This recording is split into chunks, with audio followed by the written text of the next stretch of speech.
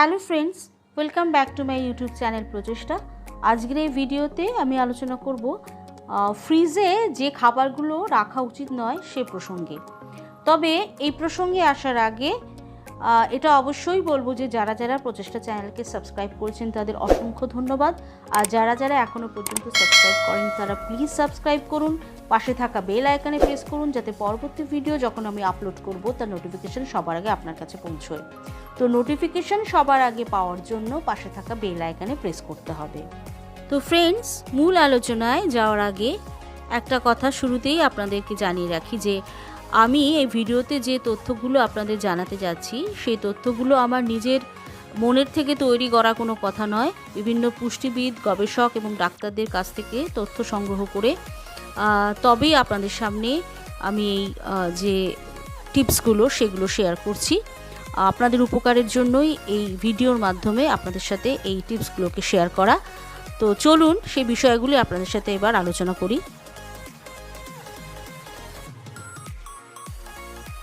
প্রথমে একটা সবজির কথা অবশ্যই বলবো যেটা কিনা গবেষকরা বলেছেন, যেমন আলু। আলু কিন্তু অবশ্যই খোলা আলো বাতাসে সংরক্ষণ করাই ভালো। আর খোলা আলো বাতাসে সংরক্ষণ না করে যদি ফ্রিজে সংরক্ষণ করা হয় তাহলে সেক্ষেত্রে আলুর পুষ্টিগুণ কিন্তু বজায় থাকে না। অর্থাৎ ফ্রিজের ভেতরে যে ঠান্ডা আর্দ্রতা সেটা আলুর ভেতরে যে জল সেটাকে শুষে নিয়ে আলুকে চুপসে ফেলে বা আলুকে চুপসিয়ে দেয়।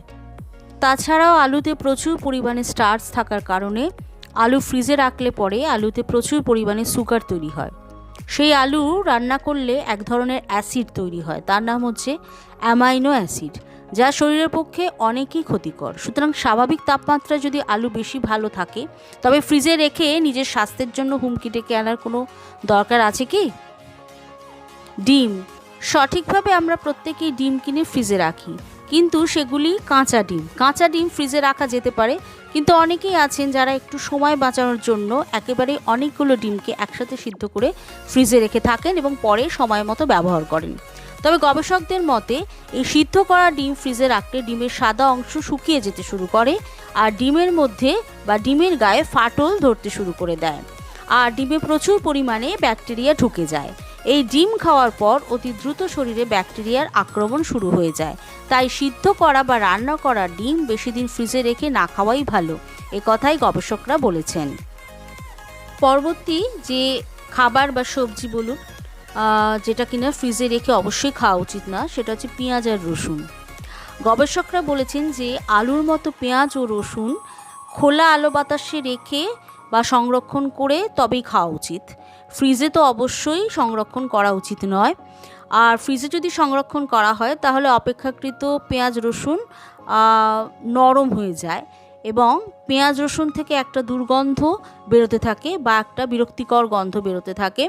এছাড়াও পেঁয়াজ রসুন ফ্রিজে রাখলে এগুলোর আসল স্বাদ বা ঘ্রাণ নষ্ট হয়ে যায়।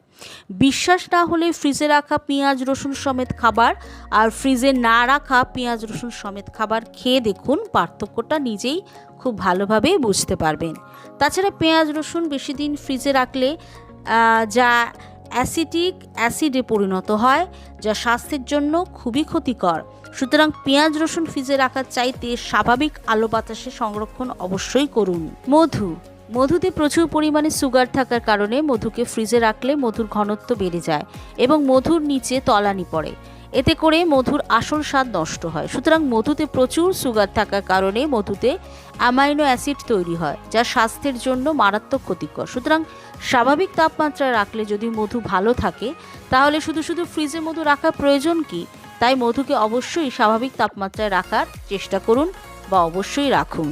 কফি, বাইরের কৌটোতে কফি রাখলে অনেক সময় কফি জমে যায়, তাই কয়েকবার ব্যবহার করার পর বুদ্ধি করে অনেকেই কফি ফ্রিজে রেখে থাকেন।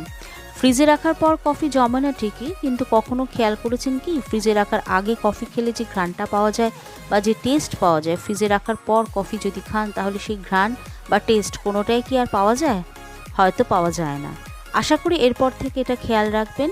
অর্থাৎ কফির টেস্ট এবং ঘ্রাণ দুটোই বজায় রাখার জন্য কফিটাকে অবশ্যই ফ্রিজে সংরক্ষণ করবেন না।